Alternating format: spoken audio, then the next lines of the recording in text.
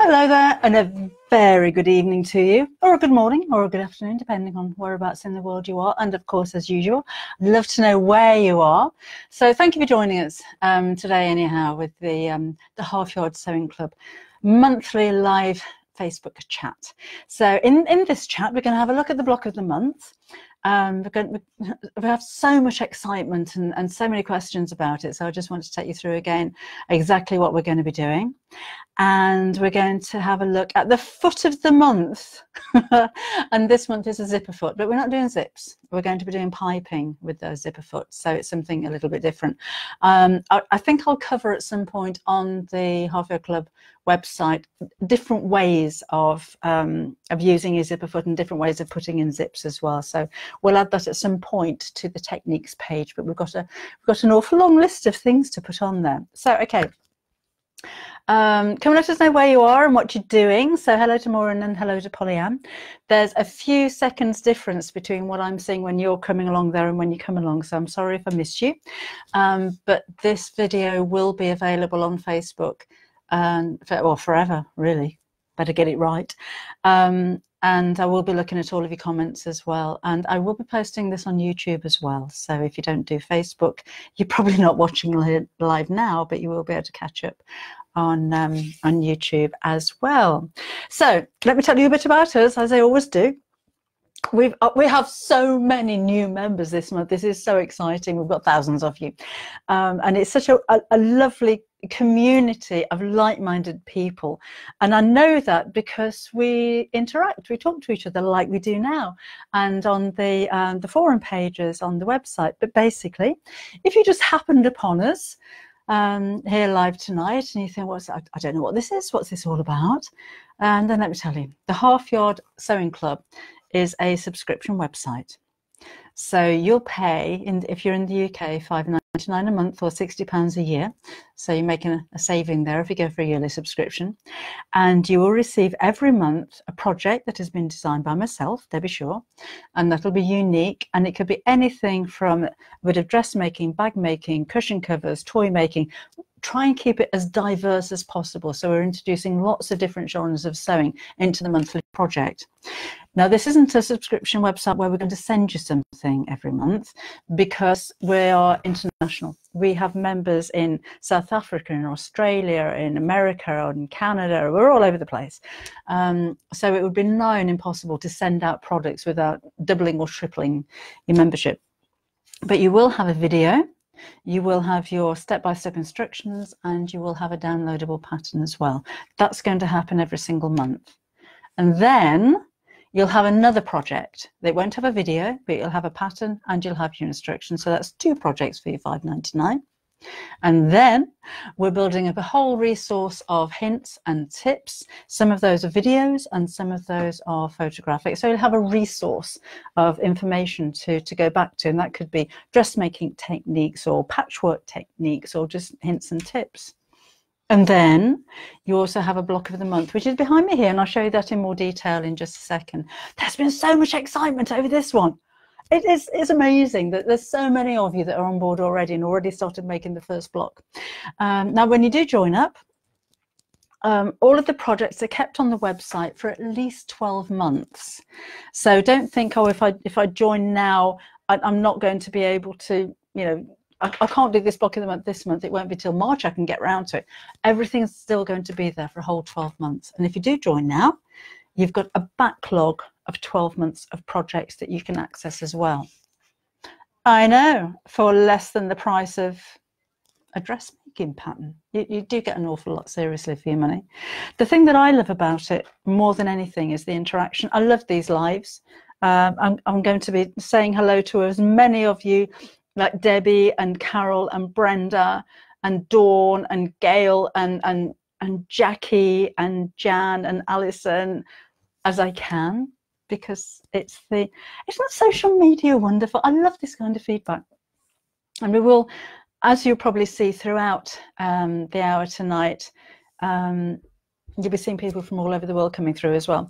On the website, there's also an Ask a Member page, and that's like a forum. So you can interact between each other. So you can ask a member what you do, Or you can ask a member, what's the best way to put a zip in? And if I'm the member that's there picking up, or it might be Bob. Bob answers a lot of them. Thank you very much, Bob. But there's always somebody there that can answer your questions, and it's nice to have that personal kind of interaction. Project-wise, it's very much based on what you want, so be careful what you ask for. So, for instance, I think it was December, we had a request for a wheelchair bag. I am working on more wheelchair bags and things to go on the side in your knee and all kinds of things. There's an awful lot to look into there. But not everybody's in a wheelchair, so the bag was adaptable to go on the back of a pushchair or just be an overnight bag. So as far as I can, I'll try and give you what you want, but then kind of change it around so it's more adaptable so that everybody can use it. I was asked for a man bag for so long. The man bag's there, but it's under the guise of a messenger bag. So it's not just something that men can use, you know, anybody can use it. It's just something that goes across your body.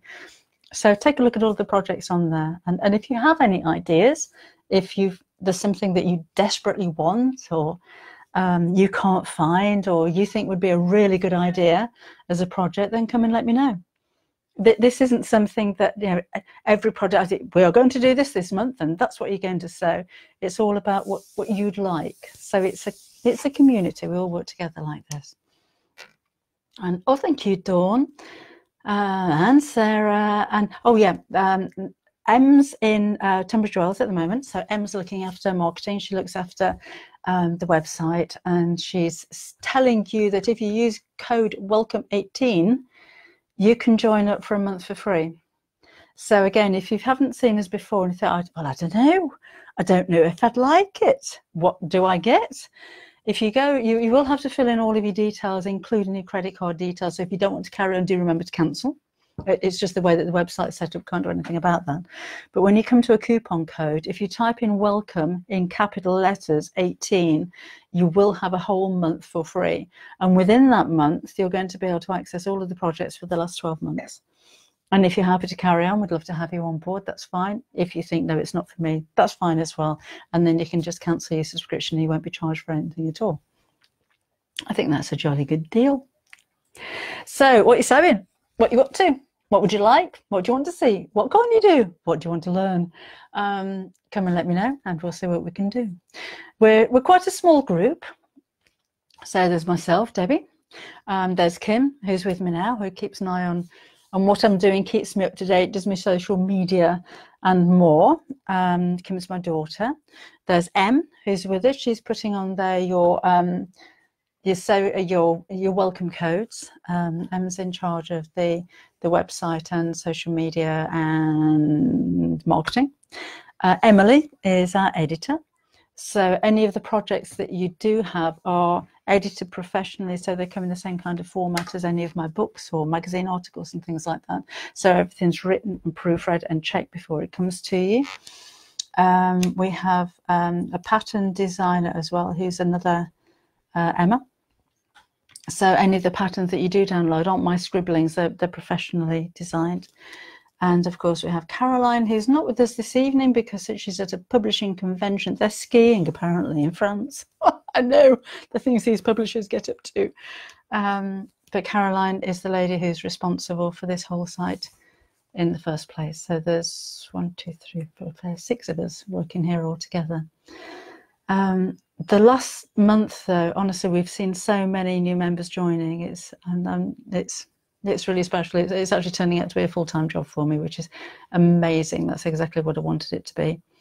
And I love the way that everything is global as well. Hi, Mary. Thank you. Right, so let's have a look at the block of the month. So it's behind me here. Let me show you the sample we have here. So this is it. Ooh, I've made a big wobble on my overhead camera.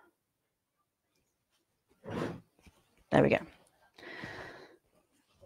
You have 11 blocks, and the 12th block, which is in fact the first block, is the flying geese that goes all around the edge.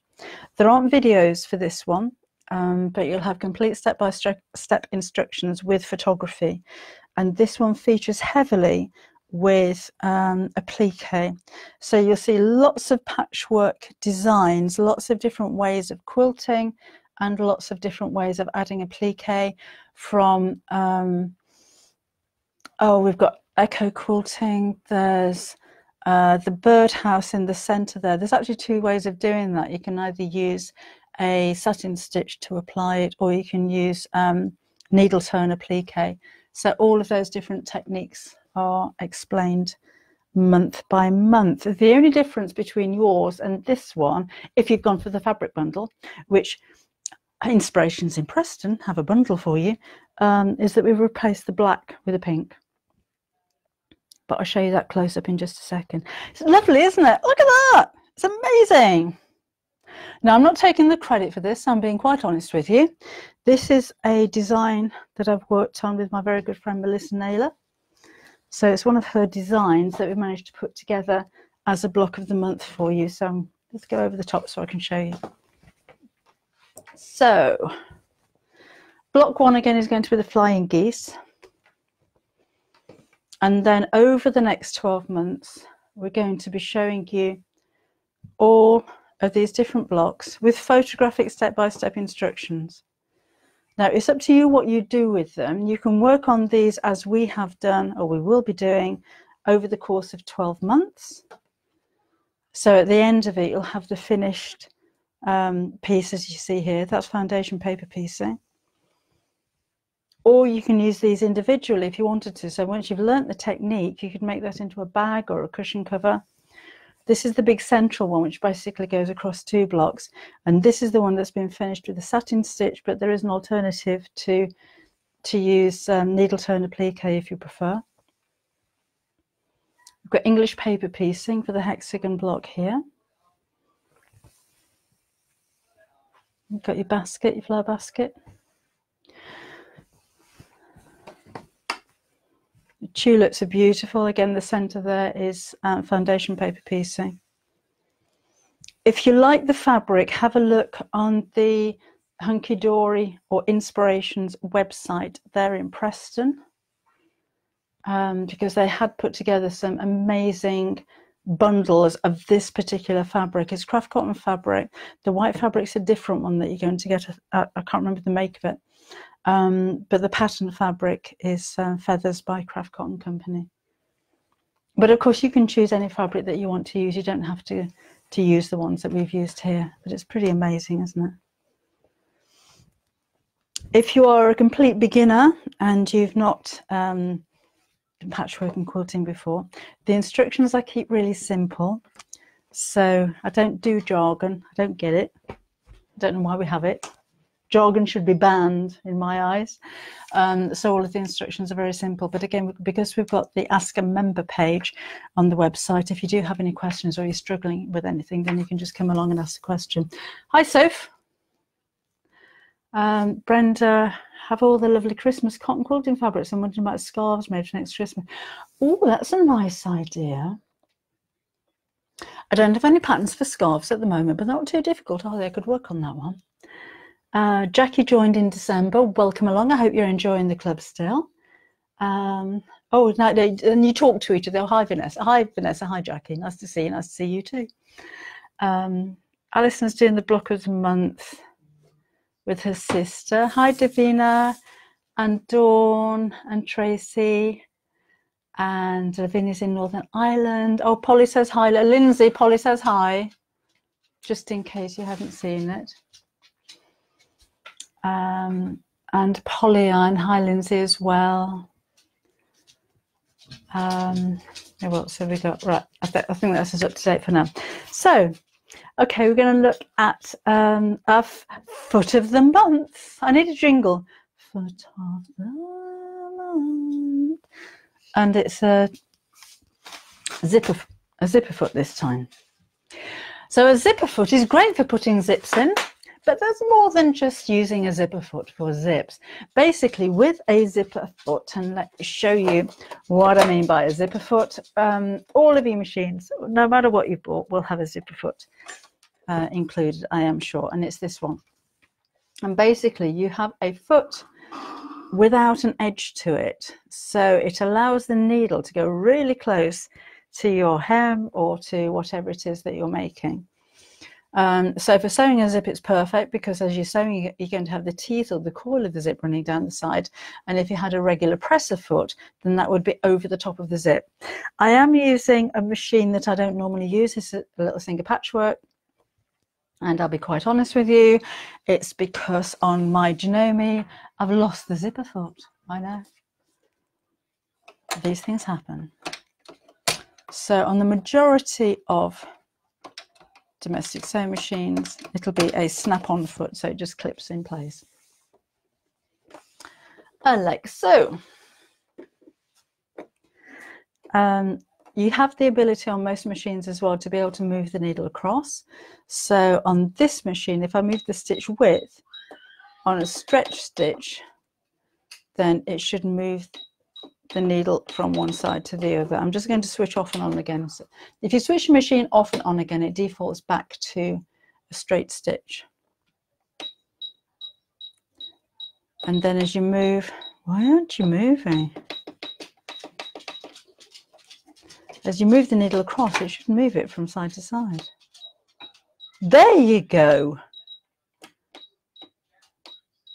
Honestly, sometimes machines just don't do as they're told, do they?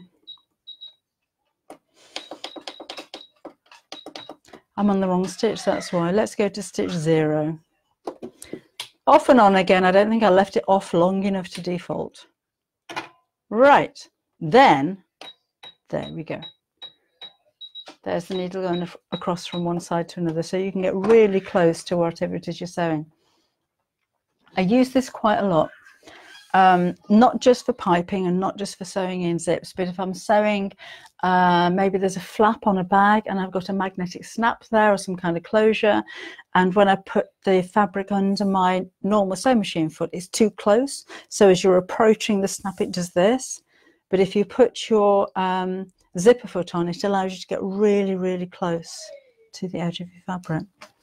So we're going to look at piping.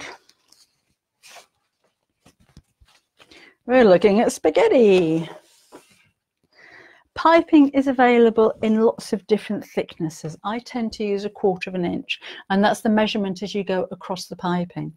You can have really thick piping, you can have piping that looks like some kind of naval cord, you can have very fine piping which is only 1/4 inch across. So it depends on the look of whatever it is you're creating, the kind of look that you want. If you're dressmaking and you just want to put some piping maybe around the collar of a pair of pajamas or across the top of the pocket, you're going to need a very fine piping.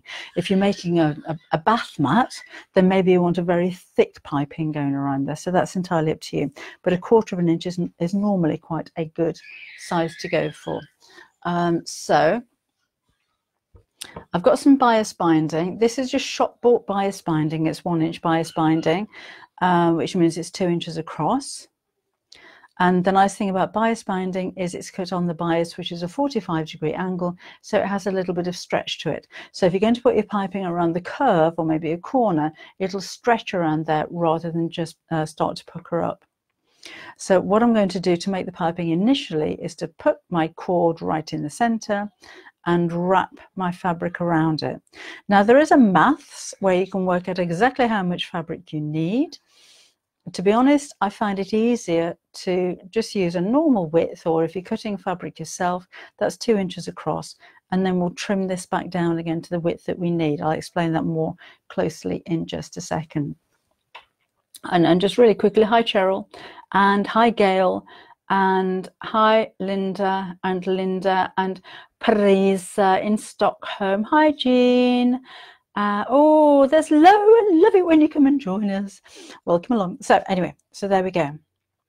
So the first thing I'm going to do is to sew the piping in place. So I'm matching up the edges. I find it easier not to pin, to be honest. Zipper foot on machine. I'm going to leave the piping sticking out a little bit so I can see where it is. And I'm going to sew reasonably close to the piping. In fact, I can move my needle over a little bit like I showed you earlier and get that a little bit closer. So I'm just using a straight stitch. I'm lining up the two edges of my bias binding together. And my stitch length on this one is 2.5 millimeters. I'm just going to stop with my needle down as I'm sewing, just to make it a little bit more accurate. So this could be piping that goes around a bag flap. This one is going to be on a cushion cover. It could be something that if you're using 2 different prints of fabric on a cushion cover, it makes quite a nice design to the seam. It makes it a little bit different.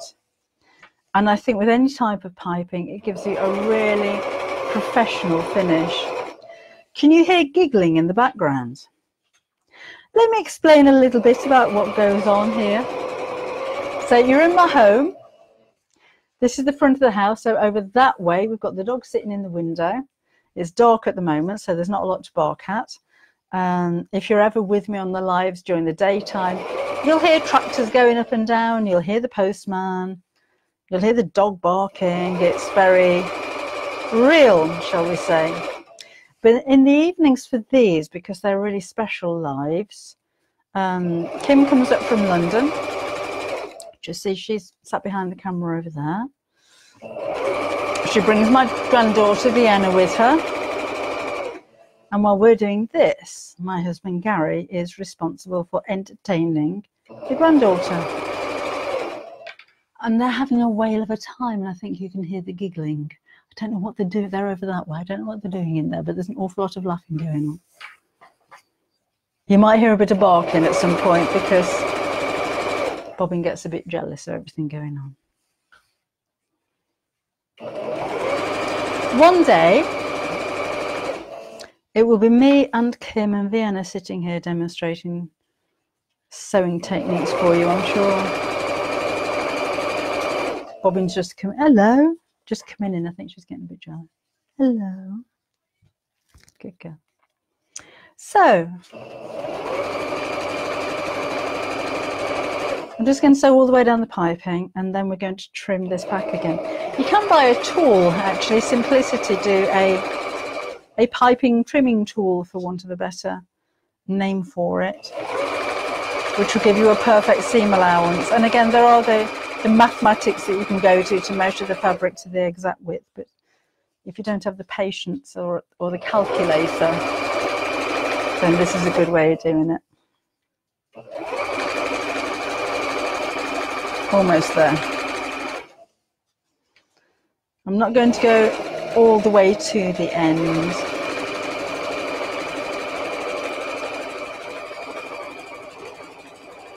And I shall explain why later.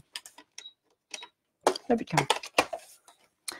Okay, so we've got a whole length of piping.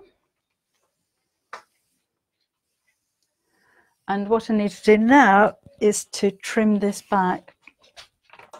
Move that out of the way. Hey, Bob. So I'd like, basically the edge of the fabric that you see here is going to be your seam allowance. And I'd like this to be 1/4 of an inch. So this is where a tool comes in handy. Otherwise, just use your eye and trim that back. So it doesn't have to be exactly 1/4 of an inch, but as long as it's the same all the way along.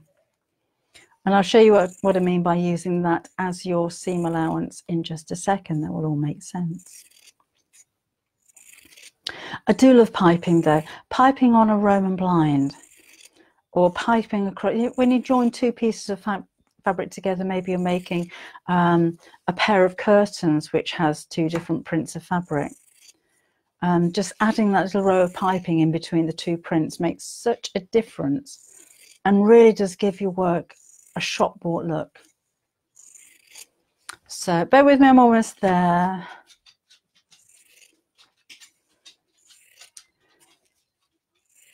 The type of piping, to be honest, the one that we're using now, I'm not really fond of. It's a bit too stiff. It's a little bit like a washing line.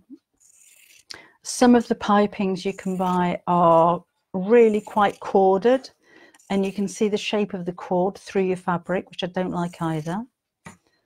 So if you've got something quite smooth and very flexible, would be, I think, your best option. Almost there, bear with me.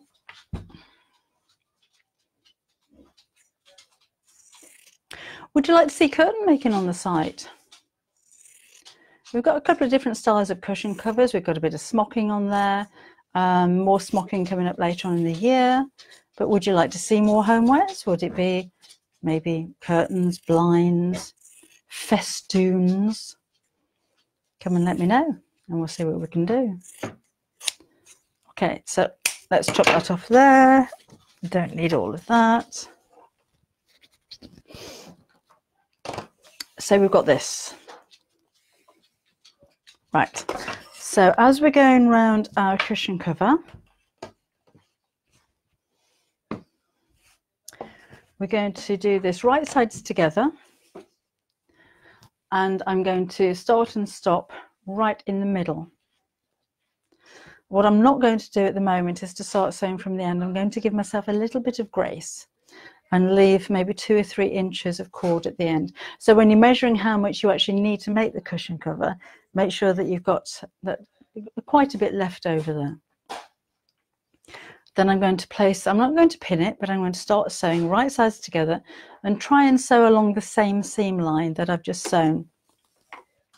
Doesn't matter if it's a little bit closer, because the final stitching is going to be made in just 1 second.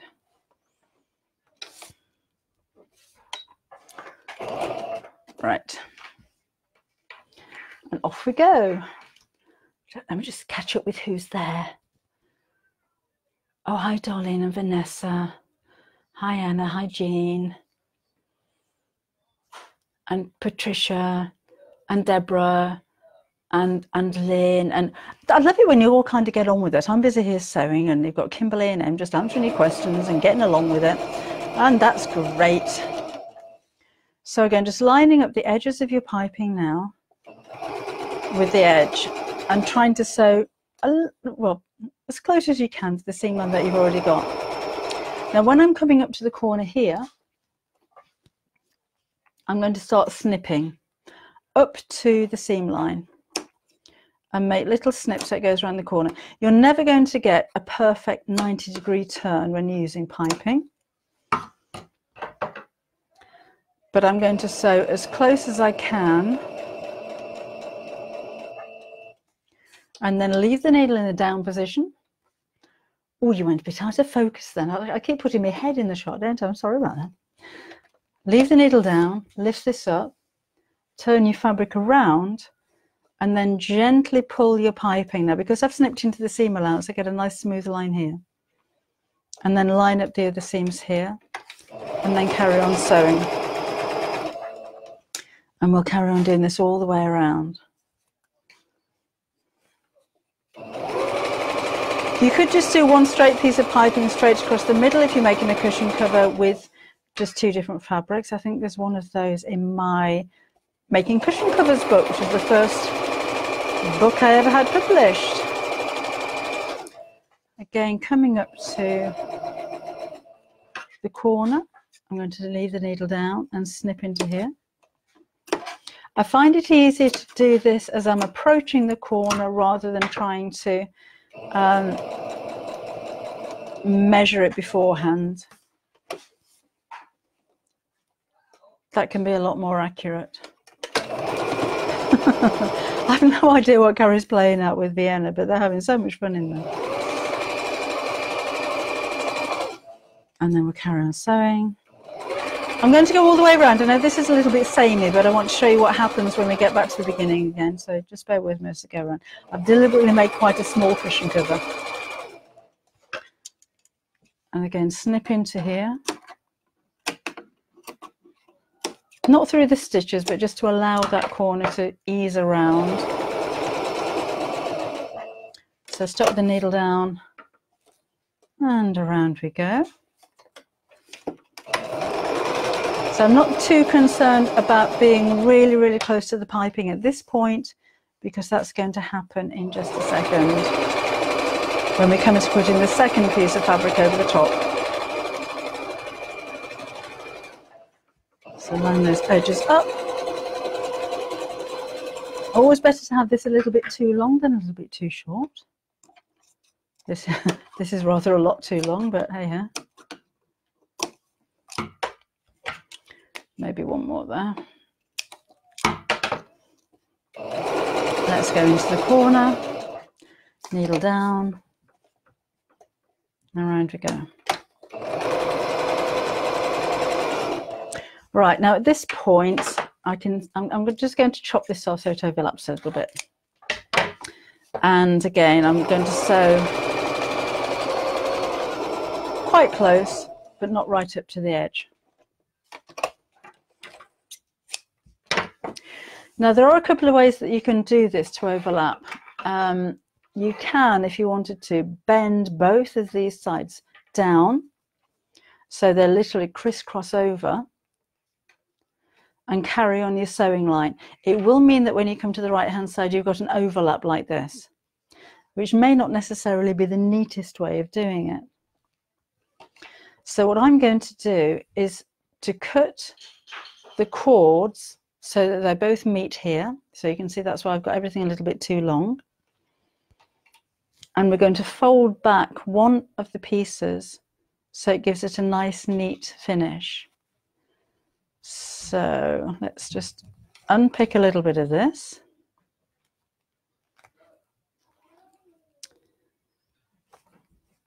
Like so. Bobbin's getting a little bit excited. Don't be surprised if we have a bit of a bark going on in a moment. So I'm going to cut this piece off here so it's in the center. I'm going to line up the two pieces of piping. So I've got one that finishes right on the end and that one finishes there. So the piping now matches. But the end of the fabric, I'm just going to trim that to make it neat. And then I'm going to fold it over. It'll be a little bit shorter, but that's okay. And then the raw edge goes inside the folded edge. And the two pieces of piping are butting up against each other. I hope you can see that okay. And then sew over the edge.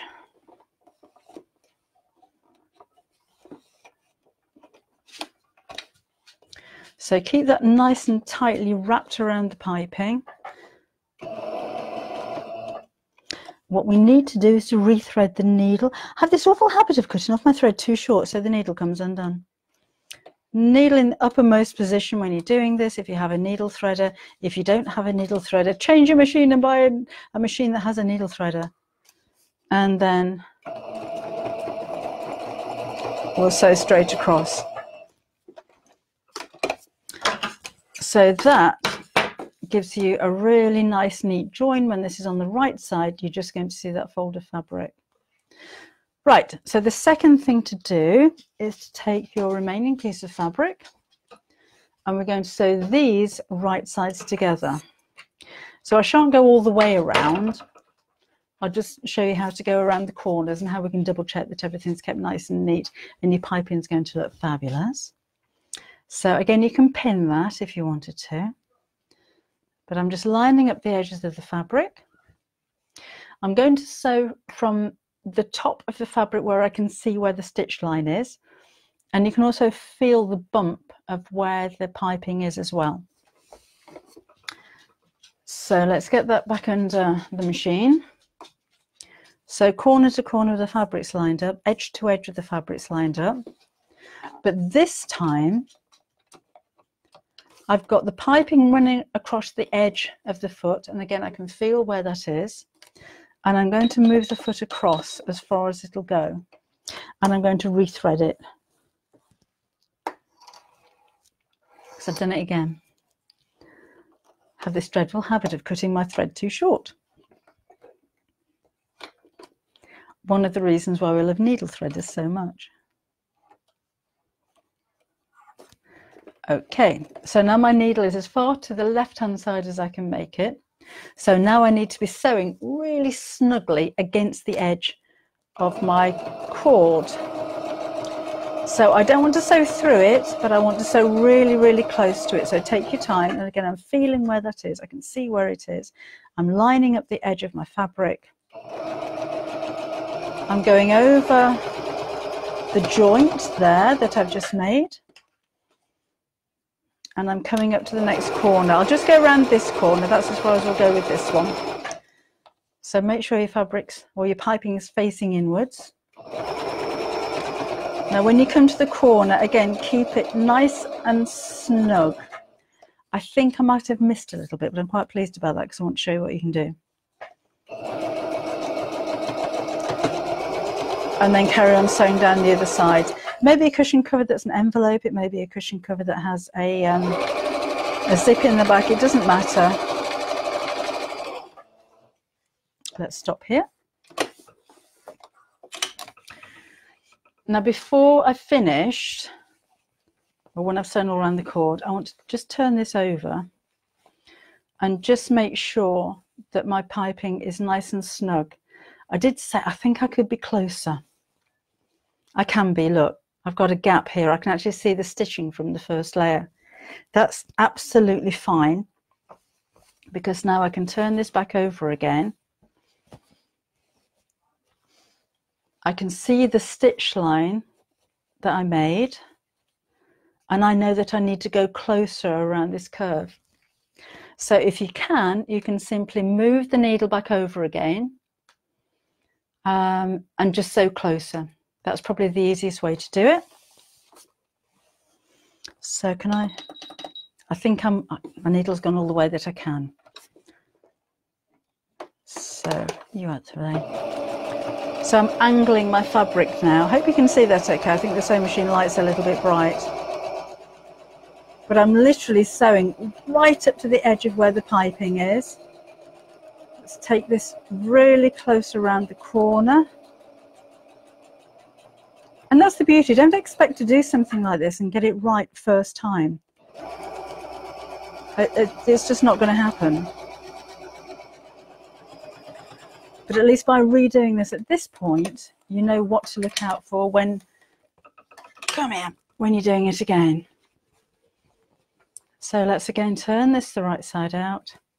And look, that looks so much neater. I've really got into the corner. The piping's even all the way around. This, of course, will be pressed, but that gives a really lovely, crisp edge to my work. And doesn't that give a really professional finish? I love a bit of piping.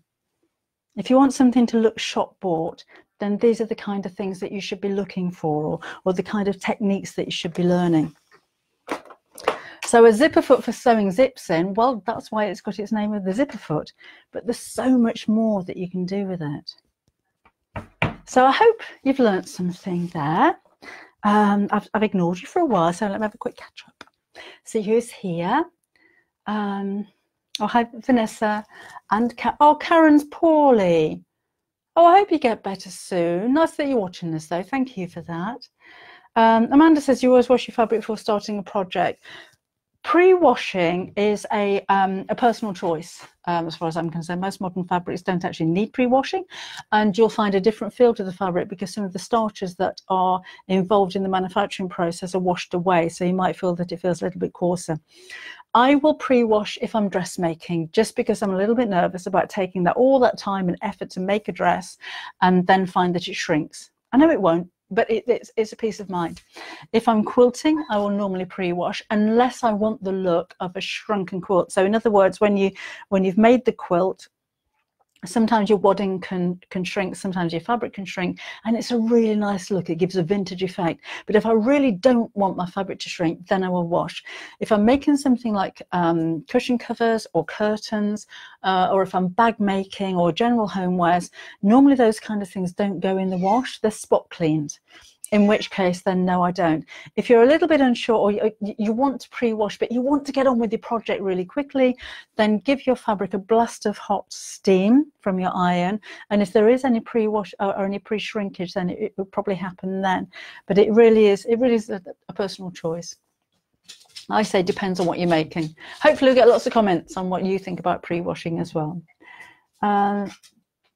Leslie's late to the party. Hey, Leslie, join the party.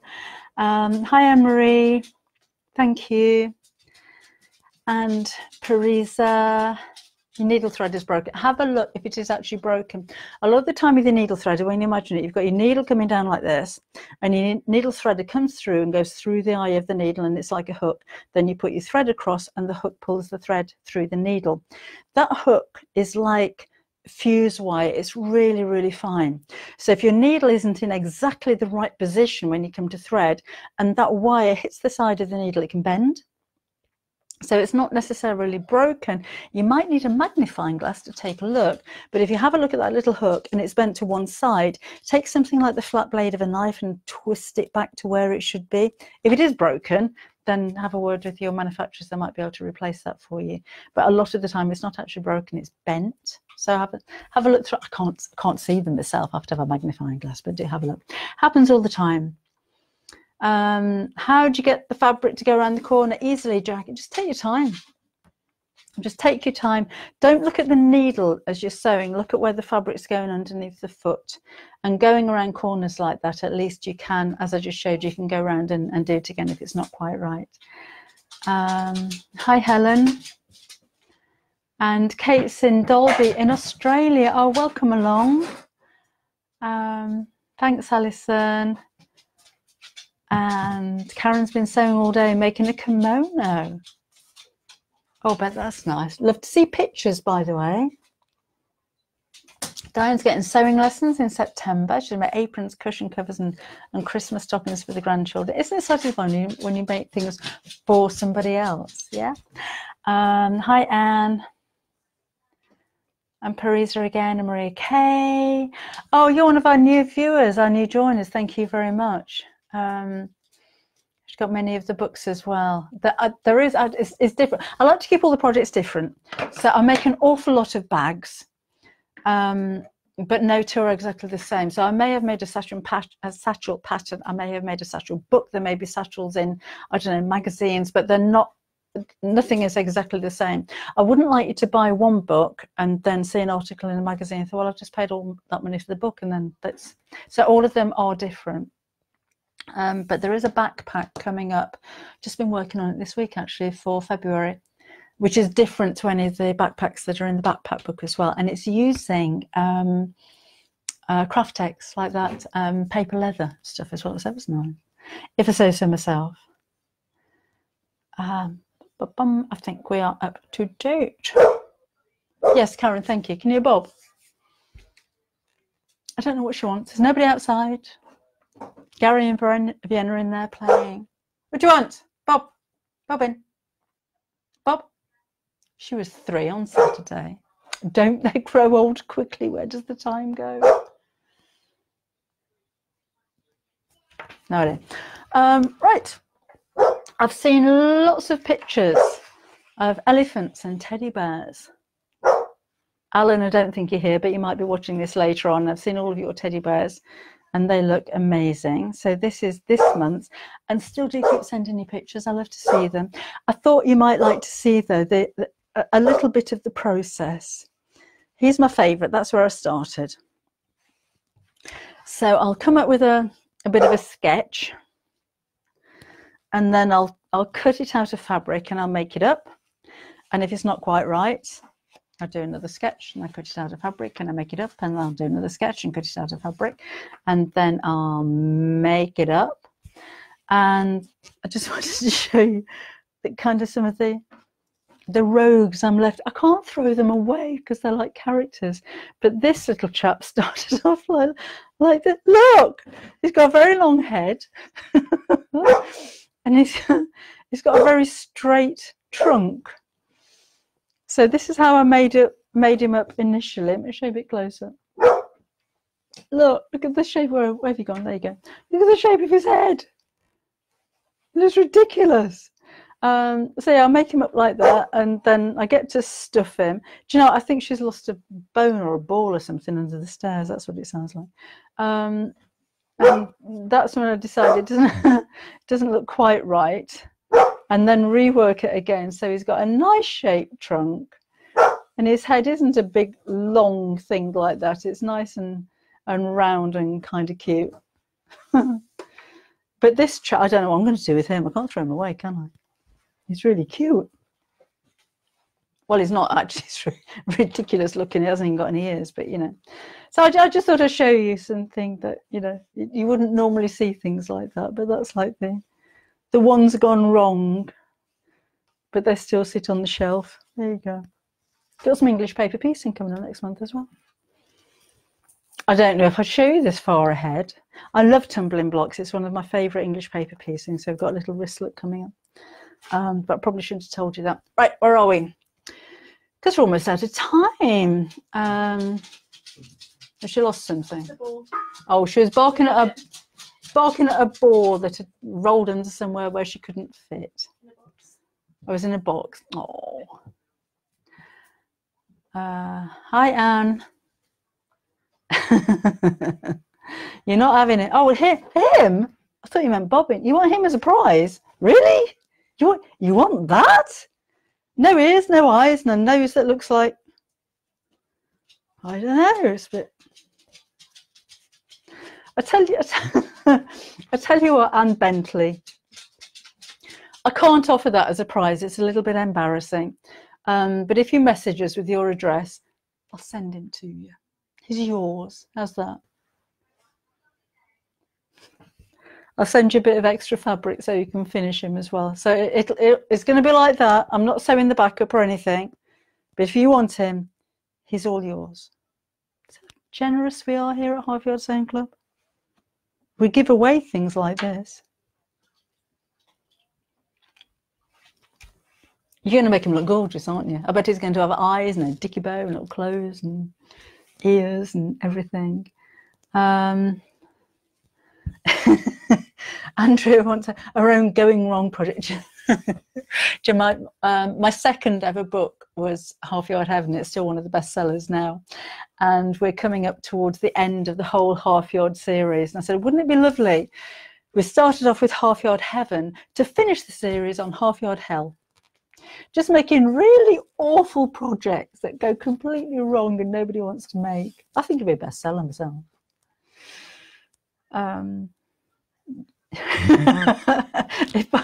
Vicky, if Bobbin got hold of this, she wouldn't rip it to pieces, but she would have every inch of stuffing out of the middle of it, and then she throws it all over the room. And I know that because previous models of things like this have been strewn all over the sewing room, all in bits and pieces.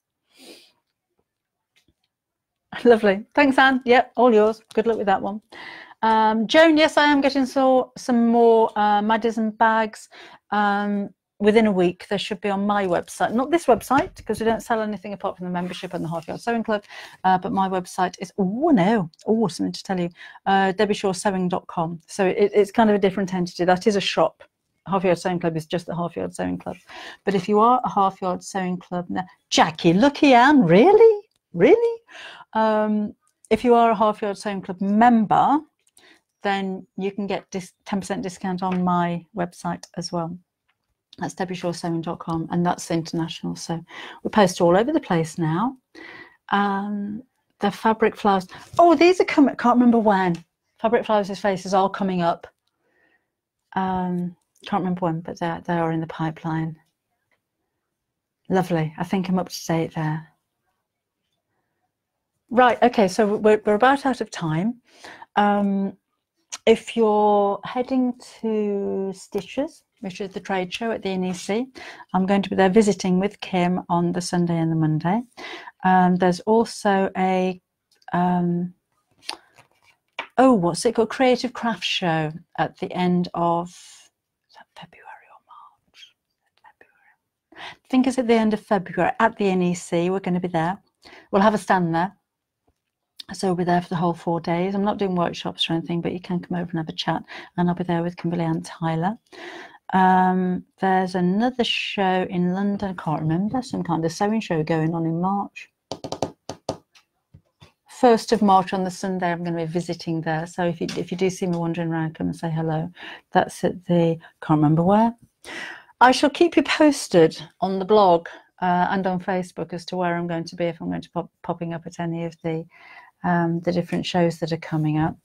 I will be at Inspirations in Preston on the 15th of February with my new fabric panels and my new Delhi fabrics. I shall be on Create and Craft this Saturday launching said new Delhi fabrics, which are, see the little girl's dress there and some little bits and bobs around. That'll be at 8 o'clock, 3 o'clock and 8 o'clock again. Long day, isn't it? Fabric's already in Hobbycraft if you're interested in that. I'm not doing Glasgow, Mary. We did have it on the agenda, and I did. I apologise because I did say that we'd be going to Glasgow, but it just works out. It's not going to happen, I'm afraid. Leslie's going to see me at Preston, which will be lovely. Not this year, maybe. Maybe we should go and visit. Should we go and visit? Should we go to Glasgow for a day out? Long way for a day out, but maybe we'll go and visit. But I haven't got a stand there this year. Anne says, when's my new book coming out? The quilting book will be out in June. After that will be dressmaking, and after that will be hand sewing, and after that, I don't know yet. We're in negotiations. So those are the three that we've got coming up at the moment. Okay, well, thank you for joining me this evening, this morning, this afternoon, wherever you are. Again, if you wanted to pop along and join us in the Half Yard Club, we've got over 1,500 members now. It's getting to be a really, really big sewing club, and it is really a lovely place to be. Can you hear Bobbin? We've got wooden floors, and she's got a ball in her mouth, and she's showing it off. She won't come and say hello. We'll have to do a live from outside sometime. Maybe the weather's a little bit nice, so we'll do a live from outside, and we'll get Bobbin involved as well. Come and have a look where we are. Right, okay, we're all up to date. Thank you very much. And thank you for joining us. If you do want to, again, come along and join the Half Yard Club, or if you want to dip your toe in the water and see what we're all about, then you can have a month for free. Have a look through some of the previous posts, or the one that Emma's just put on there. Welcome 18 is the discount code, so you can get a whole month for free and just take a look at everything that we're up to. We'd love to have you on board. It's been a pleasure having your company this evening. I hope you enjoy the rest of your evening or your day, wherever in the world you are. And I shall see you again at the end of February. So I shall see you soon. Bye-bye.